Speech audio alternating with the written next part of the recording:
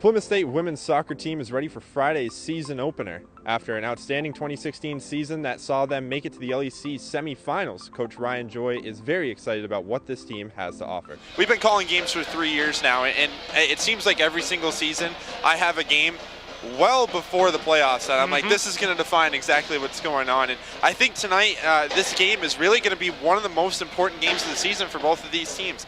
Plymouth has an opportunity to jump to 3-1 in conference. On the other side, if Salem drops to 1-3, that really puts them in a dangerous position throughout the rest of the season. And you take a look at the records that these two teams have had in the last couple of years, and 2-3 losses in a season, MASCAC and non-conference combined. And now you take a look at the fact that Salem might be 1-3 to start their season after tonight. That really kind of shakes up the way that we thought the MASCAC was going to be. Remember, they were picked in the preseason poll to finish atop the conference, so 1-3 would be crazy. If they can get to 2-2, then it's a lot more even keel. And 1 through 6, really, it's going to be a dogfight for that top 4 spots.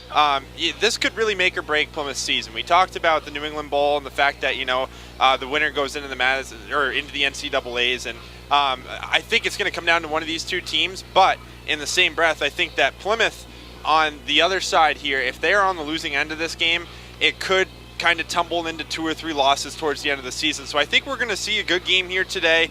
It's going to be close no matter what. It's going to be similar to last week. We said last week it could be like 12-7. It could be 30-29. And we saw that low-scoring game.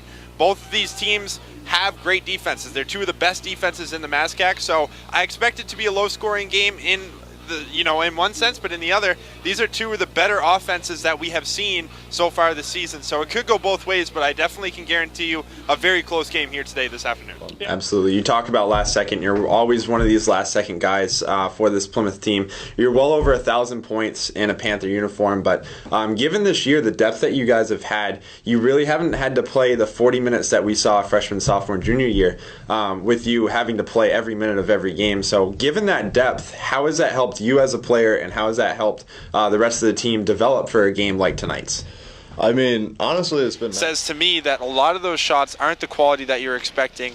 That, and of course, you can't make 48 saves and be a subpar goalie in the MASCAC. I mean, Brian McGrath is obviously going to be one of the better goalies up and coming in the next 3 or 4 years. But, to be fair, there were a couple of opportunities that Plymouth had that McGrath really didn't have to work hard for those saves. So you take some of those aside, you take 2 or 3 of those great string of passes that we saw from this Plymouth State team, and it's a completely different ballgame. You take a little bit more of that and you apply it, and I think that it's a more lopsided victory. But regardless, Plymouth controlled possession. They were able to keep it down the attacking end when they got it, and defense stepped up big today. Morelli only had to see 17 shots against a very good Fitchburg team and a very offensive Fitchburg team. So hats off to them. The team is set to take on UMaine Farmington Friday at 2 p.m. here on our old field. If you can't make it, be sure to tune in at athletics.plymouth.edu.